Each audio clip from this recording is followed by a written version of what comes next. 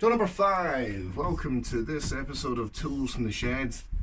Another quick one for you. So, you've come up with a bunch of options, you've got decisions to make. Maybe you struggle with making decisions. Maybe you struggle to know that the decisions you made are the right decisions. This is a chart that I used to use in my previous career and I use with my clients now, which you might have seen before, but if you haven't, consider it, might be helpful to you. And it's called an effort impact chart. So, straight away, all my colleagues from previous lean process improvement days and all the rest of it are switching off the video. That's fine, they get it. But I wonder how many of them actually use it in their personal lives.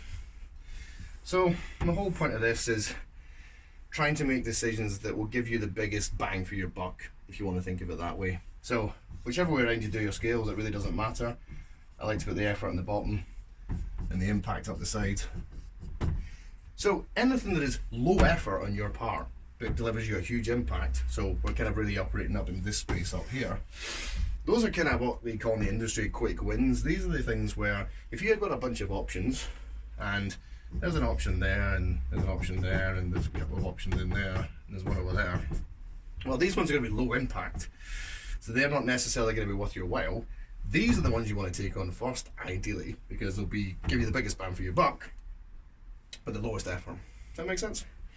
One last bit just to confuse the situation a little bit. There's a third line which we can draw off into the future, which turns us into a bit of a cube, and that's significance. And significance kind of goes hand in hand with impact. So you've got a couple of decisions here.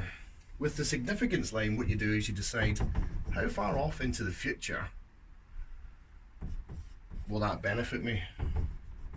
Now, yeah, it'll still have a big impact, but maybe in 2 years' time it'll run out for some reason, who knows.